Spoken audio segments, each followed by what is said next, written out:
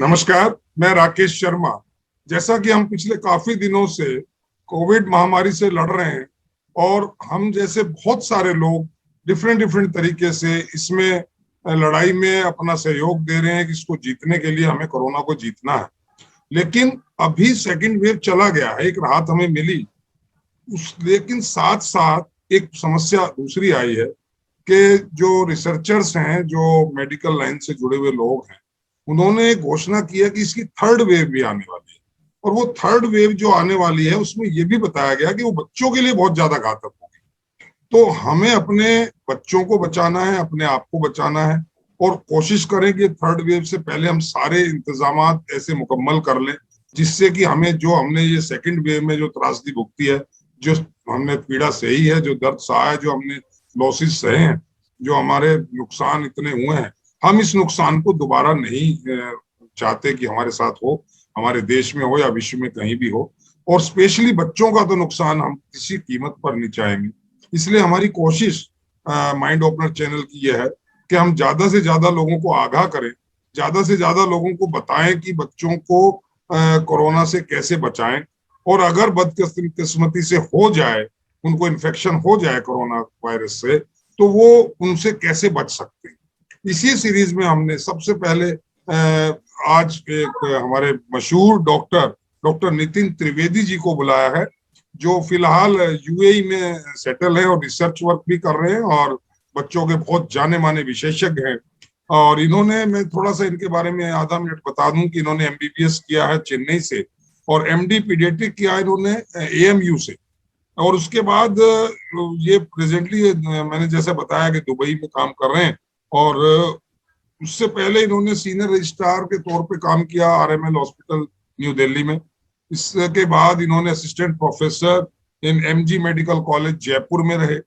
और इनका बड़ा रिसर्च वर्क है, इनको देश विदेश में कई तरह की सेमिनार्स में जाने का हिस्सा मिला है, कई रिसर्च पेपर इन्होंने अपने सबमिट किए हैं। और बहुत ही पेशेंसली, बहुत ही एक मैं कहूंगा कि समझदारी के साथ बच्चों के इलाज के साथ साथ बच्चों के मानसिक उत्थान के लिए भी काम कर रहे हैं। हम बहुत आज अपने आप को भाग्यशाली समझ रहे हैं कि डॉक्टर साहब ने अपना यूएई में से काम करते हुए इतना समय हमें दिया। डॉक्टर द्विवेदी आपका त्रिवेदी सॉरी डॉक्टर त्रिवेदी आपका स्वागत है योर माइंड ओपनर चैनल में। बहुत बहुत और हम धन्यवाद। आपसे आज इसी बारे में बात करेंगे, कोरोना का बच्चों पे इफेक्ट। हमारे साथ दिल्ली हाई कोर्ट से एडवोकेट विजेता शर्मा जी हैं, हमारे साथ दूसरी एडवोकेट राखी वर्मा जी हैं जो दिल्ली हाई कोर्ट में हैं। और ये दोनों ही आपसे कुछ सवालात भी करेंगी। तो डॉक्टर त्रिवेदी जी, मैं सबसे पहले ये पूछना चाहता हूँ कि ये तीसरी वेव का जो एक जो बताया जा रहा है, ये या ह्यूमर है या ये एक्चुअल कुछ ऐसा है, और क्या इसमें बच्चों को ज्यादा इफेक्ट होने वाला है? डॉक्टर त्रिवेदी। देखिए, मैं ये कहूँगा कि जो तीसरी वेव के बारे में समाचार चल रहा है मीडिया में और रिसर्चर्स एपिडेमियोलॉजिस्ट कह रहे हैं, तो इसकी आशंका मानी जा रही है और उस आशंका के पीछे कुछ कारण हैं। जी। तो नंबर वन है, ये आशंका है।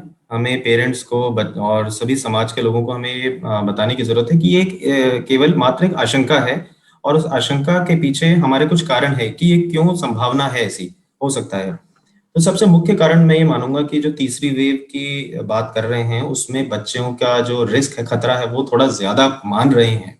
इसकी कोई पुष्टि नहीं हुई है, पुख्ता चीज नहीं है, बट आशंका है। उसका नंबर वन पहला कारण, क्योंकि बच्चे जो हैं अभी तक वैक्सीनेशन नहीं ले पाए हैं। बच्चों की वैक्सीनेशन अभी कोई मार्केट में डेवलप नहीं हुई है। हालांकि कुछ कंपनीज हैं जिन्होंने 12 साल से ऊपर के बच्चों के लिए वैक्सीन इमरजेंसी यूज ऑथराइजेशन करा है और कुछ इंडियन वैक्सीन भी हैं जो कि 12 साल से ऊपर के बच्चों के लिए काम में आने वाले अभी ट्रायल्स चल रहे हैं उनके। तो पहला रीजन तो ये है कि बच्चे इम्यूनाइज्ड नहीं है, वैक्सीनेटेड नहीं है। बाकी जो हमारे जो बुजुर्ग लोग हैं या जो वयस्क लोग हैं 18 से 55 साल के लोग जो हैं उनको वैक्सीनेटेड हैं।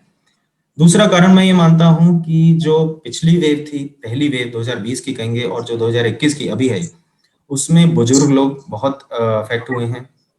वयस्क लोग, काम करने वाले लोग बहुत ज्यादा अफेक्ट हुए हैं इस चीज से। तो ये लोग अफेक्ट हो चुके हैं, तो इनमें एक तरह की इम्यूनिटी कह सकते हैं। परंतु बच्चे अभी कम अफेक्ट हुए हैं, तो इसलिए बच्चों की आशंका ज्यादा है। पर ये फिर से इस बात के लिए मैं इस बात पे जोर देना चाहूंगा कि ये पुष्टि नहीं है, पुख्ता चीज नहीं है, ये संभावना है और आशंका है। तो इसके लिए परेशान ना हो, सबसे महत्वपूर्ण चीज। लेकिन डॉक्टर साहब, बच्चों को इस बार इस वेव में भी कुछ बच्चे इफेक्टेड हुए हैं, और जैसा आपने बताया कि कोई ऐसी vaccine specially for child below 12 years तो अभी बिल्कुल उसके बारे में कहीं कोई रिसर्च या क्या चल रहा है, कुछ अभी डेवलपमेंट नहीं है। लेकिन 12 से 18 का वो जो बताया था आपने, फाइजर है जो अमेरिका जी की कंपनी बना रही है, वो जी भी 12 से 18 में अभी उसका भी ट्रायल है। तो मैं इस ट्रायल पे एक बात पूछ रहा हूँ, क्या बच्चों पे जो ट्रायल चल रहा है, इधर दिल्ली में एम्स में भी बच्चों पे ट्रायल चल रहा है वैक्सीन का, क्या जी इसके ट्रायल के दौरान बच्चों पे कोई फर्क पड़ेगा? बच्चों को कोई जी। रिस्क है? मैं समझता हूँ कि ट्रायल्स जब करे जाते हैं तो बहुत ही कंट्रोल्ड मैनर में करे जाते हैं। किसी भी बच्चे पे नहीं करा जाएगा, उससे पहले कंसेंट ली जाती है, देखा जाता है कि बच्चों को और कोई बीमारी तो नहीं है, और उसके ऊपर के जो बच्चे हैं या जो हम कहेंगे युवावस्था के लोग हैं उनको वैक्सीन लगी है, उन पे कोई साइड इफेक्ट आए हैं या नहीं आए।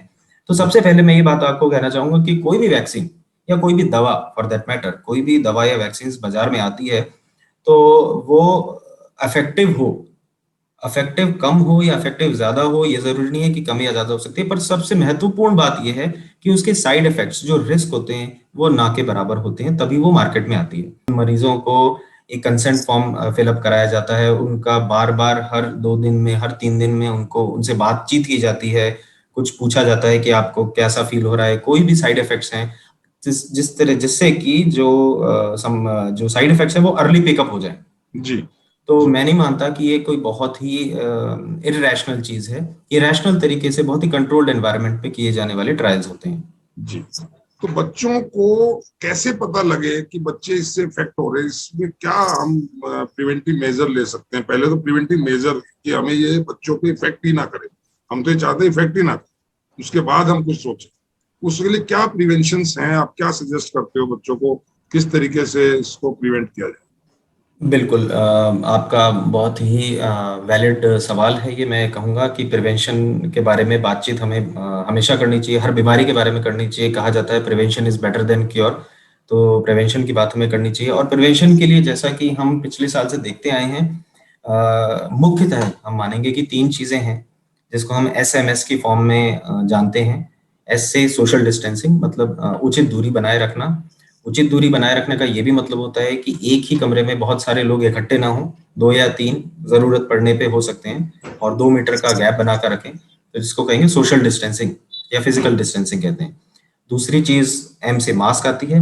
मास्क की मैं बात कहूंगा तो जो बहुत ही छोटे बच्चे होते हैं, जैसे 2 साल से कम के बच्चे हैं, उनमें जो पीडियाट्रिक्स की एकेडमीज हैं वो रिकमेंड नहीं करती कि 2 साल से कम के बच्चे मास्क लगाएं। कई कारण हैं उसके, कि वो पूरी तरह से मास्क ढंग से लगा नहीं सकते और वो परेशान हो जाते हैं, तो उनको मास्क लगाने से छूट दी गई है, एक तरह से कह सकते हैं। और तीसरी चीज है S से मतलब सैनिटाइजर। अब जब हम सैनिटाइजर की बात करते हैं तो बेसिकली ये हाथ धोने की बात होती है। ये जरूरी नहीं कि हम केवल जो अल्कोहल बेस्ड सैनिटाइजर है उसी को यूज करें। आप साबुन से, पानी से 20 सेकंड और अच्छे स्टेप्स से, जो उचित स्टेप्स बताए गए हैं उनसे आप बार बार हाथ धोएं। जब भी कोई बाहर जाकर आते हैं, किसी व्यक्ति के टच में होते हैं, या बाहर जाकर ये इनके सब ये घर आ तो रहे एक हैं। जनरल ये तो एक जनरल स्पेशली बच्चे किस तरीके से बचे। एक बीच में मेरे पास मैसेज आया है, क्वेश्चन कर रही शिमला से मिसिज मिसिज पाटीदार, मिसिज सुमन पाटीदार हैं। वो ये पूछ रही है कि मैं ब्रेस्ट फीडिंग कराती हूँ, मेरा बच्चा अभी जी 1.25 साल का है, तो और मुझे अभी कोरोना हुआ है, 5 दिन से मैं कोरोना से पीड़ित हूँ, क्या मैं बच्चे को ब्रेस्ट फीडिंग कराती हूँ तो उसको इन्फेक्शन हो जाएगा? देखिए, बहुत ही वैलिड सवाल है। इसमें मैं ये कहूंगा कि क्योंकि इस पर्टिकुलर केस में बच्चा इनका जो है वो 1.5 साल का है बच्चा, जी और इनको ये अभी भी ब्रेस्ट फीडिंग करा रही हैं, तो 1.5 साल के बच्चे में ब्रेस्ट फीडिंग उतनी अहमियत नहीं रखती जितनी कि एक छोटे बच्चे में रखती है, जो कि 6 महीने का होता है, 2 4 6 महीने तक का होता है। 6 महीने तक हम जानते हैं सभी लोग कि 6 महीने तक हम केवल एक्सक्लूसिव ब्रेस्ट फीडिंग, जी केवल और केवल माँ के स्तनपान पर ही वो बच्चा निर्भर करता है।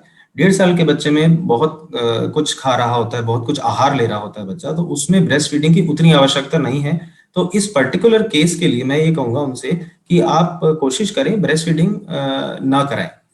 बाकी सब केसेस में ब्रेस्ट फीडिंग कंटिन्यू, अगर इनका बच्चा मान लीजिए अगर 6 महीने का होता है, 4 महीने का होता है, तो मैं इनको ये एडवाइस देता कि आप ब्रेस्ट फीडिंग बिल्कुल करा सकते हैं सेफली, अपना हाथ धोकर रखें और ब्रेस्ट फीडिंग के बाद बच्चे को आप लिटा कर रखें अलग से। परंतु क्योंकि इनका बच्चा 1.5 साल का है, तो ये सेफली बच्चे से उचित दूरी बनाकर रह सकती हैं। Okay okay. विजेता कुछ पूछना चाह रही, विजेता? यस। सर मैं जनरली यही पूछना चाह रही हूँ कि जैसे लोगों में आजकल मिथ है, क्योंकि कहते हैं ना, जब जो अल्कोहल बेस्ड सैनिटाइजर होते हैं वो कहीं ना कहीं अगर हम उसे एक्सट्रीमली यूज करें तो वो एक ना, कहते हैं, नॉर्मल ह्यूमन बॉडी के लिए बहुत हार्मफुल होते हैं। तो क्या ये बच्चों के लिए भी ऐसा हो सकता है? क्योंकि जो थर्ड वेव है जो बच्चों के लिए आ रही है, तो हैंड सैनिटाइजर ऐसा ना हो कि ज्यादा से ज्यादा यूज करने से फिर उनकी बॉडी पे भी हार्म हो, कहीं ना कहीं हम कोरोना से बच रहे हैं, कोई और डिसीज आ जाए, जैसे कि अभी ब्लैक फंगस या ब्लू फंगस जिस तरह से सुनने में आ रहा है, इस तरह की भी डिसीज कोई हो सकती है क्या? बिल्कुल, बहुत ही उचित सवाल आपने उठाया, मैं कहूँगा। और इसमें सबसे ज़्यादा हमें समझने की बात ये है कि जो बार-बार सैनिटाइज़र का उपयोग है, क्योंकि ये अल्कोहल बेस्ड सैनिटाइज़र्स हैं, तो इनका उपयोग पहले तो घरों-घरों में नहीं होता था। अब ये कोरोना के बाद से ही घर-घर में प्रचलित हो गए। पहले इनका यूज़ रिस्ट्रिक्टेड था अस्पतालों में, क्लिनिक्स में, हॉस्पिटल्स में, आईसीयू में, जहाँ पर बहुत ज़्यादा गंभीर इन्फेक्शंस की संभावना बनी रहती थी। तो अब ये घरों-घरों में इस्तेमाल होने लग गए हैं। मैं आपसे फिर ये कहूँगा कि सैनिटाइज़र से ज़्यादा ज़रूरी है अपना हाथ साबुन से, पानी से 20 सेकंड तक, कम से कम 20 सेकंड तक अच्छी स्टेप्स में जो बताए गए हैं डब्ल्यूएचओ द्वारा, उनमें धोएँ। सैनिटाइज़र का उपयोग तभी करें जब आपके पास साबुन, पानी अवेलेबल नहीं है, या फिर आप मान लीजिए आप घर से बाहर से आए हैं और बाहर आपने बहुत सारी चीज़ों को छुआ है, उसके बाद आप घर में प्रवेश करते हैं, तो आप एज़ अ प्रिकॉशनरी मेजर पहली बार आप सैनिटाइज़र इस्तेमाल कर सकते हैं। उसके बाद फाइनली आकर साबुन से और पानी से हाथ धोना उच्चतम माना गया है। आपकी जो सवाल का दूसरा भाग था, उसमें आप कहते हैं कि बार-बार सैनिटाइज़र से कुछ और बीमारियाँ होने के चांसेस तो नहीं रहते। तो मैं ये कहूँगा कि हमें इस बात के लिए आशंकित नहीं होना चाहिए कि कुछ और बीमारी होने की संभावना रहेगी। परंतु जिस चीज़ के लिए बनी है उसका वही उपयोग करें तो अच्छा है। जी आशा डॉक्टर करता हूँ साहब, मेरी बात इसमें बच्चों में अगर ये इन्फेक्ट हो जाते हैं, बच्चे इन्फेक्टेड हो जाते हैं इससे, कोरोना वायरस से, क्या लक्षण में हमें दिखाई देंगे जिससे हम एकदम जान जाएं कि हमारा बच्चा कोरोना से इन्फेक्टेड हो गया? देखिए, बच्चों में जो कोरोना वायरस के लक्षण होते हैं वो कोई बहुत अलग नहीं होते हैं बाकी लोगों से। तो कोई 1 या 2 या 3 सिम्पटम्स के आधार पर हम ये नहीं कह सकते कि हमारा बच्चा कोरोना वायरस से ग्रसित है या पीड़ित है। तो सबसे जो ज़रूरी सिम्पटम्स हैं वही हैं, मुख्यतः लक्षण होते हैं तेज तेज बुखार आना, गले में दर्द होना, खांसी होना, गले में खराश होना, आंखों में सूजन हो जाना। बच्चों में कुछ सिम्टम्स और पाए गए हैं, वो है पेट रिलेटेड सिम्टम्स, गैस्ट्रोइंटेस्टाइनल, जैसे दस्ते होना, उल्टी होना, पेट में दर्द होना। ये एक कैटेगरी ऑफ सिम्टम्स है। अपेंडिसाइटिस जिस तरह से मिलते हुए लक्षण का होना। दूसरी चीज़ है कि अगर बच्चे में सिम्पटम्स हैं और घर में भी कोई कोरोना पॉजिटिव माँ या बाप या कोई दादा-दादी या कोई भी वयस्क कोरोना पॉजिटिव है, तो इसकी आशंकाएँ और बढ़ जाती हैं कि हाँ, जो बच्चे को अब बुखार, खाँसी, ज़ुकाम या साँस लेने में तकलीफ हो रही है, वो कोरोना से हो सकता है। तो ऐसे केस में हम सलाह देंगे कि बच्चे के भी टेस्ट कराए जाएँ। बच्चों को एक्चुअली जो 3 साल का बच्चा है सपोज, या 2.5 साल का बच्चा है, वो उतनी जल्दी से नरेट नहीं कर पाएगा कि whether he is getting taste of something, और उसके कहाँ एक्चुअली पेट में दर्द है या कान में दर्द है, वो बता नहीं पाता उतना ढंग से। तो उनको कैसे डायग्नोज, मतलब हम पहचानेंगे, कोई भी पेरेंट्स, कि हमारे बच्चा जो है 2 साल का है या 1.5 साल का, उसको इन्फेक्शन हो गया?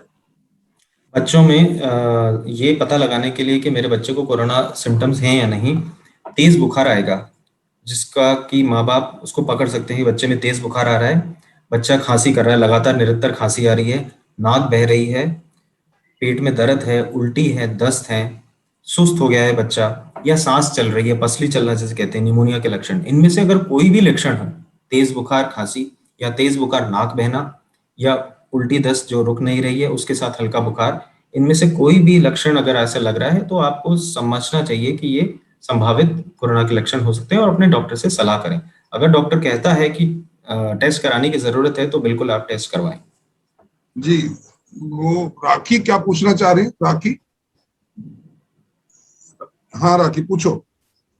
हाँ, अगर कोई बच्चा कोरोना पॉजिटिव हो जाता है तो बच्चे तो खाने में वैसे ही नखरे करते हैं सर, इस टाइम में हम हेल्दी फूड कैसे दें बच्चों को? क्या ऐसा दें जिससे कि उनकी रिकवरी जल्दी और बच्चा ठीक से खा भी ले?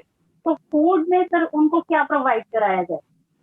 तो ओके। मेरा ये सवाल है, क्योंकि बच्चे तो बहुत नखरे करते हैं, वो तो यूजुअली खाते ही नहीं खाना, या दूध भी नहीं लेते, माँ के ही हाथ का पेरेंट्स दें तभी लेंगे। तो ऐसे बच्चों को सर कैसे केयर किया जाए उनको खाने ठीक है, में? हेल्दी तो फूड। ये सवाल भी आपका बहुत ही, मैं कहूँगा कि अहम है, क्योंकि बच्चे खाने में वैसे भी नखरे करते हैं, और अगर कोई बीमार बच्चा है, बच्चा बीमार हो गया, तो वो बहुत ज़्यादा दिक्कत करेगा, या उसे टेस्ट नहीं आएगा, या वो खाएगा नहीं। ऐसे में माँ बाप को सबसे अहम बात जो है वो जानने की ये है कि खाने से ज़्यादा लिक्विड्स, तरल पदार्थ बहुत ज़्यादा अहम हैं, आवश्यक हैं बच्चों को देने के। अगर मान लीजिए कि आपका बच्चा पहले 100% खा रहा था, अब वो मान लीजिए 60% खा रहा है या 70% खा रहा है, खाना कम कर दिया है, परंतु आप उसके तरल पदार्थ जैसे कि दूध हो गया, नारियल पानी हो गया, ओआरएस का घोल हो गया, तो तरल पदार्थ पर्याप्त मात्रा में बच्चा ले रहा है कि नहीं। अब आपको कैसे पता लगेगा कि तरल पदार्थ बच्चा पर्याप्त मात्रा में ले रहा है? बच्चे के जो यूरिन है उस पर नजर रखें। 3 से 4 घंटे में बच्चे एक बार अगर यूरिन कर रहा है, पूरे दिन भर में 24 घंटे में 5 से 6 बार अगर यूरिन कर रहा है, तो हम मानेंगे कि बच्चे में पानी की कमी नहीं हो रही है, हाइड्रेशन पूरा है। तो हाइड्रेशन पूरा होना बहुत ज्यादा अहम होगा, बजाय कि बच्चे ने थोड़ा खाना कम कर दिया है। जी डॉक्टर साहब, और एक वैसे कोशिश एक करें बच्चे को जो न्यूट्रिशियस फूड्स होते हैं, जैसे अंकुरित अनाज हो गए, फल हो गए, सब्जियां हो गई, किसी भी तरह, किसी भी फॉर्म में उनको आप देने की कोशिश करें। हालांकि ये कहना आसान है, पर करना माँ बाप के लिए थोड़ा सा मुश्किल होता है, बहुत डॉक्टर मुश्किल साहब, होता है, एक पर एक और कॉलर है, उन्होंने मैसेज से जी पूछा है। शी इज फातिमा, फातिमा जी। खातून। ये कह रही है कि वो 7 मंथ प्रेग्नेंट है, एंड उनको अभी 15 दिन पहले कोरोना से वो ठीक हुई है। तो क्या वो जो बच्चा उनका पैदा होगा 1-2 महीने बाद, क्या उसमें चांसेस हैं वो कोरोना से इन्फेक्टेड हो? देखिए, कोई स्टडी आई है? वो जैसे उसको ये बोल लेके रहे हैं बहुत कि बहुत डरी हुई है। हाँ, तो सबसे पहले तो मैं कहूँगा कि चिंता बिल्कुल भी ना करें, क्योंकि जो आप चिंता करते हैं, स्ट्रेस करते हैं, वो कहीं ना कहीं आपकी बॉडी को अफेक्ट करता है, और फिलहाल आपकी एंटीबॉडीज का डेवलप होना उसमें भी परेशानी ला सकता है। तो मैं ये मानता हूँ, ये जो कॉलर हैं ये बोल रही हैं, ये कोरोना से ग्रसित होकर ये अब रिकवर कर चुकी हैं पूरी तरह से, जी मैं जी। ये मानता हूँ। तो कोरोना से रिकवर कर चुकी हैं, तो इनके जो शरीर में एंटीबॉडीज बन चुकी होंगी कोरोना के अगेंस्ट, और वो प्लेसेंटा के थ्रू बच्चे में पहुंच चुकी होंगी। तो हम ये मानते हैं कि बच्चे भी एक हद तक कोरोना से प्रोटेक्टेड रहेगा कुछ महीने तक। पूर्णतः 100% तो मैं नहीं कर पाऊंगा, पर काफी हद तक बच्चा भी प्रोटेक्टेड रहेगा कोरोना से। दूसरी चीज है कि अपने गायनेकोलॉजिस्ट से सलाह लें, और इनका जो अल्ट्रासाउंड स्कैन होता है वो बारी बारी करते रहें, और कुछ टेस्ट करते रहें देखने के लिए कि कोरोना जो था वो कितना गंभीर था इनमें। पर मैं मानता हूँ कि ये अब रिकवर हो चुकी हैं, तो बच्चे में और बच्चा अल्ट्रासाउंड में सही है, सब कुछ सही दिख रहा है। जो एमनियोटिक फ्लूइड कहते हैं, जो मापदंड होते हैं अल्ट्रासाउंड के, जी प्रेगनेंसी अल्ट्रासाउंड के मापदंड होते हैं, वो अगर एकदम सही हैं, तो बच्चे में गंभीर बीमारी होने की संभावना काफी कम है, बहुत ना के बराबर मानेंगे। जी। ऐसी कोई जनरल वर्ल्ड वाइड कोई स्टडी आई है जो बिफोर बॉर्न बच्चों को गर्भ में ही मतलब इन्फेक्शन हुआ हो? ऐसा कोई स्टडी अभी कुछ आई नहीं, थी? अभी इस स्टडी के बारे में तो कहना काफी मुश्किल है कि जी ये पता पाना कि बच्चा अफेक्टेड है या नहीं। और अभी स्टडीज, जितनी भी स्टडीज हुई हैं, उसमें ऐसा कहीं नहीं देखा गया है कि अगर माँ प्रेग्नेंट है और माँ को प्रेगनेंसी के दौरान, अगर 7वें 8वें महीने के दौरान अगर माँ को इन्फेक्शन हो रहा है, उससे जी बच्चे पे क्या असर पड़ रहा है। तो अगर बच्चा स्वस्थ पैदा होता है, तो हम ये मानेंगे कि कोई दिक्कत नहीं है। हाँ, ये निर्भर करेगा कि जो माँ को इन्फेक्शन हुआ है वो किस ट्राइमेस्टर में हुआ है, गर्भ की किस अवस्था में हुआ है, पहले 3 से 4 महीने में हुआ है या आखिरी के 4-5 महीने में हुआ है। ये निर्भर करेगा कि बच्चा कितना अफेक्ट हुआ है इससे। जी। यस विजेता, क्या पूछना चाह रहे? जी सर मैं आपसे पूछना चाहूंगी, जैसे जब हम कोरोना हुआ था, ये कोरोना की वेव्स आई थी कोविड की, तो उस टाइम लोगों ने ना बहुत ज्यादा काढ़ा पीना शुरू कर दिया था, जो कॉमन हो गया था। तो क्या बच्चे अगर काढ़ा पियेंगे तो क्या उनकी बॉडी पे, इम्यूनिटी पे फर्क नहीं पड़ेगा? क्योंकि एज कंपैरिजन अगर हम देखे जाएं तो 29 से 30 साल या 40 साल तक की इम्यूनिटी पावर डिफरेंट होती है, और बच्चों की डिफरेंट होती है। तो शायद बच्चों में कहीं और भी डिसीज आ सकती है क्या, काढ़ा अगर वो ज्यादा से ज्यादा पिए तो? देखिए, काढ़ा की जहाँ तक बात करते हैं, काढ़े में क्या कंस्टिट्यूएंट्स हैं, क्या इंग्रेडिएंट्स हैं, ये बहुत ही अलग होता है, बहुत वेरिएबल होता है, और इस पे कोई साइंटिफिक प्रामाणिकता ये कहूंगा, किसी भी प्रामाणिकता से ये नहीं कह सकते ये काढ़ा पीने से देखा गया है कि कोरोना कम होता है या लक्षण कम होते हैं। इस तरह का कोई भी सबूत हमारे पास एलोपैथी में कोई भी साइंटिफिक सबूत नहीं है। तो सर्वप्रथम तो मैं आपसे ये कहूंगा कि बच्चों को इस तरह की कोई भी चीजें नहीं दी जाए जिसकी कोई प्रामाणिकता नहीं है। काफी सारी दवाएं भी ऐसी हैं जो कि वयस्कों में, अडल्ट्स में यूज की जाती हैं कोरोना में, और बच्चों में उनकी कोई प्रामाणिकता नहीं है, तो उनको भी बच्चों में नहीं दिया जा रहा है। तो काढ़े की बात तो मैं ये कहूंगा आप जहां तक हो सकता है बिल्कुल अवॉइड करें। आप अंकुरित अनाज, न्यूट्रिशियस चीजें खिलाएं बच्चों को, फल सब्जियां, अंकुरित अनाज, ड्राई फ्रूट्स जो हो गए, सूखे मेवे, ये बच्चों को आप खिलाएं। काढ़े से ज्यादा ये आप बच्चों को फायदा करेंगे। डॉक्टर साहब, मथुरा से एक मैसेज है, डॉक्टर रामचंद्र गुप्ता है, वो कह रहे हैं कि मेरा बच्चा 2 साल का है और वो पिछले 3 दिन से बुखार में है, उसको बुखार 101 और 100 चल रहा है, तो क्या उसके लिए अभी मैं टेस्ट के लिए जाऊं या मैं उसको सिंपली बच्चों के डॉक्टर के पास ले जाकर दवाई देता हूँ? देखिए, बिल्कुल मैं ये कहूंगा कि अगर आप कह रहे हैं कि बच्चा इनका 2 साल का है और 3 दिन से वो बहुत तेज बुखार से पीड़ित है, और क्योंकि कोरोना का कह सकते हैं कि मौसम है या इन्फेक्शन का सीजन है, कोरोना का इन्फेक्शन का सीजन चल रहा है, तो बिल्कुल इनको टेस्ट कराना चाहिए। और इन्होंने ये अपनी बात में क्लियर नहीं किया कि घर का कोई सदस्य पीड़ित है या नहीं है। जी, ये नहीं किया। अगर नहीं भी है और बच्चे को 3 दिन हो गए हैं तेज बुखार के नहीं उतर रहा, तो मैं ये समझता हूँ कि कुछ ब्लड टेस्ट और कोरोना टेस्ट जरूरी होगा इनके बच्चे में कराने के लिए। तो डॉक्टर साहब, सपोज टेस्ट में बच्चे को कोरोना पॉजिटिव आ जाता है, तो क्या उसके लिए प्रॉपर मेडिसिन हैं जो बच्चे को दी जा सकती हैं एलोपैथी? देखिए बच्चे को केवल टेस्ट पॉजिटिव आने से इलाज में कोई बहुत ज्यादा फर्क नहीं होता, केवल टेस्ट पॉजिटिव आना चाहिए, क्योंकि WHO के द्वारा या इंडियन एकेडमी ऑफ पीडियाट्रिक्स के द्वारा कोरोना बच्चों में 3 कैटेगरीज में डिवाइड किया गया है। एक है माइल्ड डिजीज, एक है मॉडरेट डिजीज और एक है सीवियर डिजीज। माइल्ड डिजीज कहते हैं कि बच्चे को कोरोना टेस्ट पॉजिटिव आया है और उसको बुखार है, खांसी है, जुकाम है, पेट दर्द है, उल्टी है, बहुत कम सिम्टम्स है, सामान्य सिम्टम्स। ऐसे में कुछ भी करने की जरूरत नहीं है, बच्चे को तरल पदार्थ दें, संतुलित आहार दें और दवाई, पैरासिटामोल की दवाई दें। जो भी उसको लक्षण हो रहे, लक्षण आधारित दवाइयां दें, घर में रखें, आइसोलेशन में रखें, बुजुर्गों से दूर रखें। सेकंड कैटेगरी आती है उन बच्चों की जिनको कोरोना पॉजिटिव है और जिनको निमोनिया के लक्षण स्टार्ट हो गए हैं, जैसे बहुत ज्यादा खांसी होना, सांस फूलना, सांस की गति और खाना पीना बंद कर देना। ऐसे बच्चों को हम निमोनिया कहते हैं, और ऑक्सीजन का सैचुरेशन 94 या 95 से कम जाना। ये कैटेगरी जो आती है, इसमें हम ये बोलते हैं बच्चों को कि इसमें आपको अपने डॉक्टर के साथ सलाह लेनी चाहिए और अगर हो सके तो फिर उनको एडमिट कराना चाहिए। तो सामान्य केस में कुछ भी नहीं, घर पे रहना है और सामान्य दवाइयां देनी है, जैसे पैरासिटामोल, खांसी की, जुकाम की और ORS का घोल। बच्चों में लंग्स इन्फेक्शन वगैरह का एकदम से एक्सरे वगैरह के लिए नहीं जाए? इमीडिएटली जाने की कोई भी जरूरत नहीं है। CT स्कैन जैसे हम कराते हैं एडल्ट्स में, और उस तरह से बच्चों में कराने की जरूरत नहीं है जब तक कि बच्चे को निमोनिया के लक्षण ना हो। और ये निमोनिया के लक्षण जो हैं, ये एक शिशु रोग विशेषज्ञ, चाइल्ड स्पेशलिस्ट के पास ले जाने से बहुत हद तक उनको समझ में आते हैं। वो देखकर कह सकता है कि हाँ, इस बच्चे में ये टेस्ट, फर्दर टेस्ट कराने की आवश्यकता है, चाहे वो एक्सरे हो, चाहे वो CT स्कैन हो। परंतु प्रारंभिक अवस्था में, इनिशियल स्टेजेस में कुछ ब्लड टेस्ट और कोविड टेस्ट के अलावा कुछ टेस्ट कराने की जरूरत नहीं है। डॉक्टर साहब, एक स्टडी मैं देख रहा था, पढ़ रहा था, एक स्टडी आई है कि इंडिया में जो बच्चों के जो इन्फेक्शन का जो रेट रहा है वो 7 पॉइंट समथिंग रहा है, जबकि अमेरिका में 18 पॉइंट समथिंग है और दूसरे कंट्रीज में 14, 17, 21% भी रहा।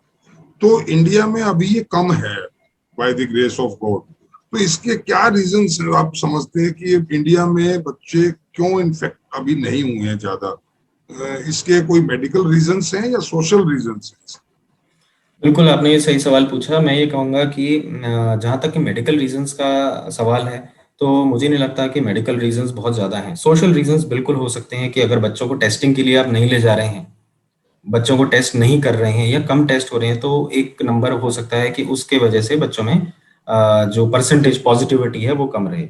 दूसरी चीज़, मैं एक बात और हाईलाइट करना चाहूँगा कि जिन बच्चों को लक्षण है कोरोना के, सिम्टोमेटिक चिल्ड्रन जिनको कहते हैं, उनमें करीब करीब 10 से 20% ही बच्चे ऐसे होते हैं जिनको कि अस्पताल की आवश्यकता पड़ती है। They need hospitalisation. और उन बच्चों में भी जिनको जरूरत पड़ रही है, 1 से 3% बच्चे ही ऐसे होते हैं जिनको की गहन चिकित्सा इकाई आईसीयू की आवश्यकता पड़ती है। तो ये नंबर जो है ये काफी कम है। जी, ये बच्चों का बाहर ना निकलना भी एक रीजन है कि पिछले 1.5 साल से बिल्कुल, बच्चों का बाहर ना निकलना, स्कूल बच्चों कॉलेजेस का बंद बाहर ना है। निकलना, स्कूल कॉलेजेस बंद हैं, सोशल गैदरिंग्स एकदम अवॉइड करना। और भारत लॉकडाउन में काफी रहा है। मैं जी, मानता हूँ कि भारत काफी लॉकडाउन में रहा है, काफी स्ट्रिक्ट लॉकडाउन इंश्योर किया था। और ये भी हो सकता है, ये भी एक काफी मुख्य कारण है, क्योंकि अलग अलग कंट्रीज ने अलग अलग टाइम पे लॉकडाउन को, रिस्ट्रिक्शंस को ईज किया है इकोनॉमी को देखते हुए। तो इस अच्छा, वजह से पॉजिटिविटी बच्चे रेट्स अलग हैं। बच्चे अगर स्कूल जाते हैं, सपोज स्कूल खोलने तो पड़ेंगे ही, आज नहीं तो कल खुलेंगे। अभी ये थर्ड वेव का आ रहा है कि सितंबर या अक्टूबर या नवंबर में आएगी, कब आएगी। तो अगर बच्चे स्कूल जाते हैं और स्कूल में वो एक दूसरे के साथ, जैसे पहले होता रहा है कि बच्चे एक साथ लंच करते हैं, एक दूसरे का झूठा भी खाते हैं, एक दूसरे के साथ कोल्ड ड्रिंक भी शेयर कर लेते हैं, या और बहुत सारी खाने पीने की चीजें हैं, वो एक दूसरे को हग भी करते हैं। तो क्या ये डेंजरस रहेगा इस कोरोना बिल्कुल, के मद्देनजर? बिल्कुल, बिल्कुल। मैं ये मानता हूँ कि जब कोरोना का इन्फेक्शंस काफ़ी कम होंगे और सरकारें सोचेंगे कि हम अब स्कूल खोल सकते हैं, तो वो एक बहुत महत्वपूर्ण समय होगा जब हमें कोरोना का इन्फेक्शन को बच्चों में फैलने से रोकना होगा। उसके लिए हमें काफ़ी मेजर्स लेने पड़ेंगे कि जैसे नंबर 1, जो भी स्कूल में आ रहे हैं, जो टीचर्स हैं, या जो ड्राइवर्स हैं, जो स्टाफ हैं, वो सब हम इंश्योर करें वैक्सीनेटेड हों। अगर वो वैक्सीनेटेड नहीं है तो उनको स्कूल में अलाउ नहीं किया जाना चाहिए, नंबर 1। क्योंकि बच्चों में जो कोरोना फैलता है वो प्राइमरीली अडल्ट्स से फैलेगा या बुजुर्गों से फैलेगा। तो अगर वो वैक्सीनेटेड होंगे, वो इन्फेक्शियस नहीं होंगे, वो कोविड अप्रोप्रिएट बिहेवियर शो कर रहे होंगे, तो बच्चों में संभावना काफी कम रहेगी।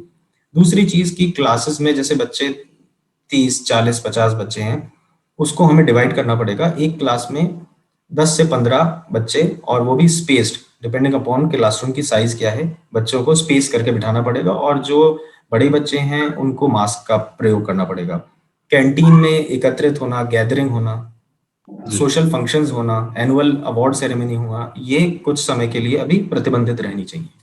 तो ये प्रिकॉशंस हमें लेने चाहिए ताकि हम बच्चों में कोरोना को इन्फेक्शन को काफी हद तक कंट्रोल रख सकें। ये बच्चों को, जैसे अक्सर एक टेंडेंसी होती है कि जो है बड़े लोग होते हैं वो बच्चों को चूमते हैं, बच्चों को चिक पर, लिप्स पर उनको किस करते हैं। क्या इससे ज्यादा खतरा हो सकता है बच्चों को? इस बिल्कुल, चीज को बिल्कुल, अवॉइड करना चाहिए। बिल्कुल, बिल्कुल, क्योंकि कोरोना वायरस एक तरह का रेस्पिरेटरी वायरस है, वो जो ड्रॉपलेट से फैलता है।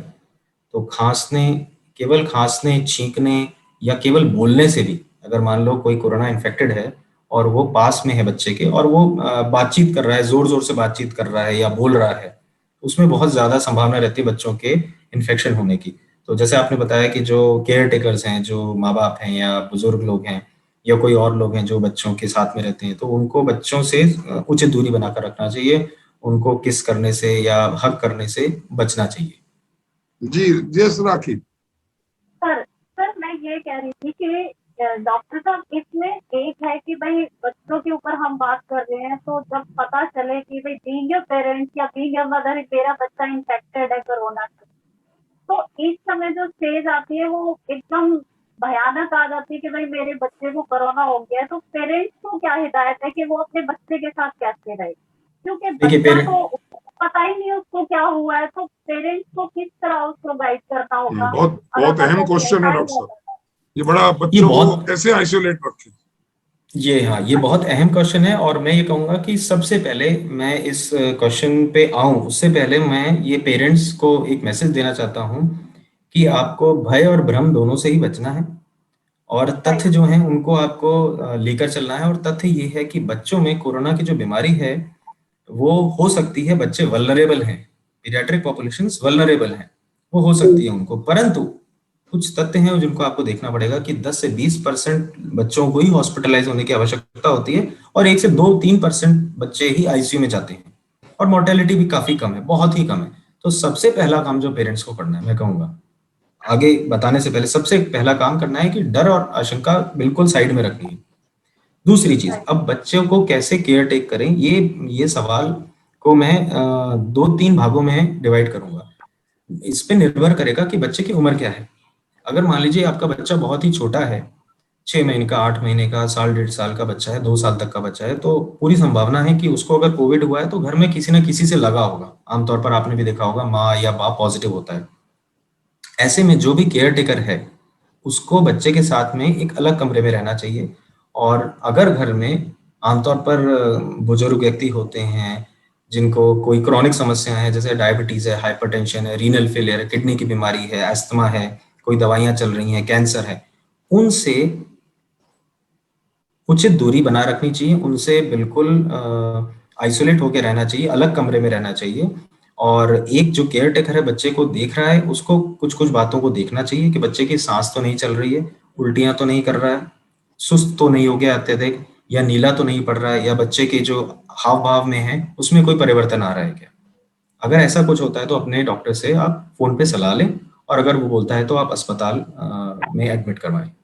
डॉक्टर साहब, एक सवाल और बड़ा अहम, चंडीगढ़ से सिमरन कौर और अमरजीत कौर दोनों जॉइंटली एक मैसेज भेज रहे हैं, और इन्होंने कहा कि हम कन्फेस करना चाह रहे हैं कि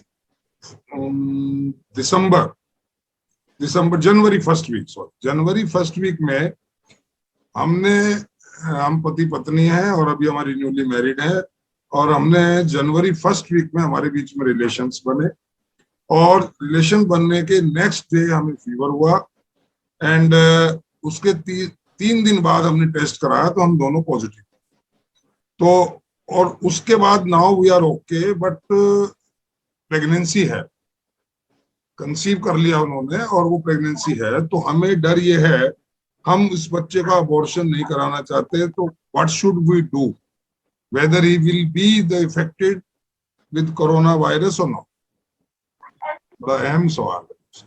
बहुत अहम सवाल है, और मैं अभी इस तरह की कोई गाइडलाइंस या प्रोटोकॉल्स नहीं आए हैं जिसमें ये गाइड कर सकें कि हाँ, अगर कंसेप्शन से पहले या कंसेप्शन के दौरान कोरोना हुआ है और संभावित बच्चे को भी इफेक्ट कर गया है तो उसके क्या करें। और जैसा कि आपने बताया कि ये कहना चाह रहे हैं कि ये अबॉर्शन नहीं कराना चाह रहे हैं, तो मैं पूरी सहमत हूँ इनसे। और सबसे जो अहम बात होगी वो ये है कि अपने गायनेकोलॉजिस्ट से सलाह लें, अल्ट्रासाउंड कराएं। अल्ट्रासाउंड में अगर अभी हफ्ते या 8 हफ्ते हुए हैं तो उसमें आप एक्टिविटी देखें बच्चे की। अगर एक्टिविटी दिख रही है, हार्ट बीट दिख रही है, इसका मतलब है कि बच्चे की एक्टिविटी हो रही है। अगर जनवरी बच्चे के, ये को तो 5 महीने का हो, जनवरी के बता रहे 5 महीने हो गए, तो हाँ, 5 महीने हो 5-6 गए तो महीने। अब तक तो इनका हाँ, अल्ट्रासाउंड भी हो गया होगा, और अल्ट्रासाउंड जी में सारी चीजें नॉर्मल आ रही होगी, तो इनको बिल्कुल भयमुक्त रहना चाहिए। क्योंकि अब मुझे लगता है कि 5 महीने से 6 महीने से ज्यादा हो गए, तो अब जो अबॉर्शन का समय होता है वो भी करीब हाँ, करीब वो निकलता जा रहा है। जी तो निकलता जा रहा है, और अल्ट्रासाउंड में ये सारी चीजें पता लग गई होंगी कि बच्चे का ग्रोथ कैसी है, जो पानी है, एमनियोटिक फ्लूइड है, वो कितना है। तो ये सारी चीजें अब तक पता चल गई होंगी। ये अपने गायनेकोलॉजिस्ट की सलाह कंटिन्यूस बनाए रखें इसमें। डॉक्टर साहब, बीइंग ए बाल विशेषज्ञ, मैं एक सवाल बिल्कुल अलग अलग से हटके पूछ रहा हूँ कि ये कोरोना का सेकंड वेव चला ही गया, लगभग जाने पर ही है, लास्ट जी, का चल रहा है, बहुत नेग्लिजिबल केसेस आ रहे हैं, तो क्या ऐसे में बीइंग ए पेडियाट्रिक आप सलाह देंगे कि बच्चों के स्कूल खोल देने चाहिए, देखिए ये बहुत क्या अहम अभी सवाल वेट है करना चाहिए? अभी फिलहाल। हाँ जी, बिल्कुल। तो ये निर्भर करेगा कि हमारे देश की जो आबादी है, पॉपुलेशन है, वो कितना प्रतिशत वैक्सीनेटेड है। केवल और केवल अभी हमारे हाथ में जो चीज़ है वो है वैक्सीनेशंस। तो अगर हम एक major proportion of the population, major proportion को हम अगर वैक्सीनेट कर देते हैं आने वाले कुछ महीनों में, और तो हम इस स्थिति में होंगे कि हम स्कूल खोल सकें। और स्कूल खोलने में भी हमें काफ़ी गाइडलाइंस बनानी पड़ेंगी कि स्कूल को कैसे खोला जाए, बच्चों को रोज आने दिया जाए, या ऑनलाइन क्लासेस और ऑन साइट क्लासेस के बीच में एक समन्वय स्थापित किया जाए। जो स्कूल का पूरा स्टाफ है वो वैक्सीनेटेड है या नहीं है। बच्चे अगर बस में जा रहे हैं तो कितनी बच्चे एक बस में उचित दूरी बनाकर बैठ सकते हैं, ये सरकार द्वारा निर्धारित गाइडलाइंस पर ही संभवित होगा। जी डॉक्टर साहब, बड़ी अच्छी जानकारी आप दे मेरा रहे हैं। हाँ हाँ, एक बोले। सवाल है। जी जी जी, बोले। एक तो थर्ड वेव का जिक्र हो रहा है, दूसरा गवर्नमेंट ने भी और स्कूलों ने भी एक ऑनलाइन क्लासेस शुरू कर दी है, सुबह 8 बजे से लेके और 2 बजे तक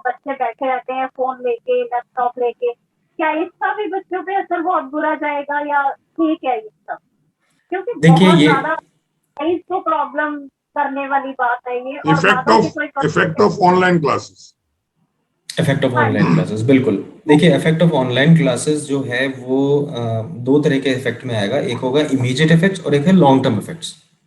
इमीडिएट इफेक्ट्स जैसे आपने बताया कि दिख रहा है आंखों पे स्ट्रेन पड़ना, चिड़चिड़ापन होना, बाहर जाना, गतिविधियां नहीं है बच्चों की, जो आमतौर पर जो बच्चे के विकास के लिए गतिविधियां जरूरी होती हैं वो बच्चे नहीं कर पा रहे हैं, इंटरेक्शन करना ये सब नहीं हो पा रहा, तो उसकी वजह से अभी जो समझ में आ रही है वो एक्यूट इफेक्ट्स हैं। तो उसमें क्लासेस को लिमिट कर देना चाहिए, 25 मिनट 20 या 25 मिनट से ज़्यादा की क्लास नहीं होनी चाहिए। और जो अभिभावक हैं, जो पेरेंट्स हैं, उनको चाहिए कि बच्चों को मॉनिटरिंग करें कि स्क्रीन जो है वो बच्चों से उचित दूरी पर रहे। और एक रूल होता है, 20 मिनट का रूल होता है, रूल ऑफ 20 कहते हैं, कि हर 20 मिनट के अंदर 20 फीट दूर देखें, 20 सेकंड के लिए देखें। जैसे अगर हमें यहाँ पर बात करते करते 20 मिनट हो गए हैं तो हम बच्चों को ऑनलाइन क्लासेस के वक्त हम बताते हैं कि 20 मिनट के बाद आप एक ब्रेक लें। और वो ब्रेक क्या होता है, आप यहाँ से दूर कम से कम 20 फीट दूर किसी भी चीज को देखें और उसको कम से कम 20 सेकंड तक देखते रहें, अपनी आंखें बंद करें और रिलैक्स करके फिर से आए। तो इसे एक ब्रेक कहते हैं। ये बहुत ही महत्वपूर्ण चीज है बच्चों के ऑनलाइन क्लासेस के कारण जो आंखों पे असर पड़ रहा है। ये केवल आंखों की बात करूंगा। जी डॉक्टर साहब, आपने बहुत जानकारी दी। समय आपसे हम बहुत सारी और भी बातें करते। मेरे पास नंबर ऑफ मैसेजेस हैं जिनमें बहुत सारे सवाल पूछे गए, मैं अभी नहीं ले पाऊंगा। तो मैं बस इतना ही कहूंगा कि इतनी महत्वपूर्ण जानकारियां आपने दी। मैं समझता हूँ मासीज एट लार्ज इससे लाभान्वित होंगे, इससे उनको बेनिफिट मिलेगा, बच्चों की केयर प्रॉपरली कर पाएंगे। और हम आपकी ये सेवाएं बार बार लेते रहेंगे जब तक कि हम सुरक्षित ना महसूस करें, अपने बच्चों को सुरक्षित ना महसूस करें। तो आपने बहुत महत्वपूर्ण जानकारियां दी, बहुत आपने अपना समय निकाला। हमें अपनी तरफ से, और भारत की, आप भी भारतीय ही हैं लेकिन अभी आप यूएई में हैं, तो मैं समस्त भारतीयों की तरफ से आपको धन्यवाद करता हूं कि आपने बहुत अच्छी बातें बच्चों के हित के लिए कही। और बच्चों के जो जाते जाते मैं आपसे एक जो जी चीज मैंने अभी बोली थी वो एक जी बात दोबारा बोलना चाहूंगा जी कि हमें अभिभावकों के बीच जो इतना भय है, तो भय और भ्रम, फियर्स एंड मिथ्स, दोनों को ही हमें साइड रखना है। और जी जितनी जानकारी वो अपने हेल्थ केयर प्रोफेशनल से, प्रोवाइडर से, चाइल्ड स्पेशलिस्ट से ले सकते हैं वो लें। बिल्कुल, बहुत बहुत आपका धन्यवाद। राखी वर्मा आपसे जुड़ी, आपका बहुत बहुत धन्यवाद। विजेता शर्मा, आपने बहुत अच्छे सवालात किए, आपका बहुत बहुत धन्यवाद। और हम पुनः डॉक्टर साहब आपसे मिलेंगे बहुत अच्छी खुशखबरियों के साथ कि बच्चे हमारे सुरक्षित हैं। इन्हीं शब्दों के साथ आज के लिए इतना ही, फिर मिलते हैं, तब तक के लिए जय हिंद, जय भारत। जय भारत।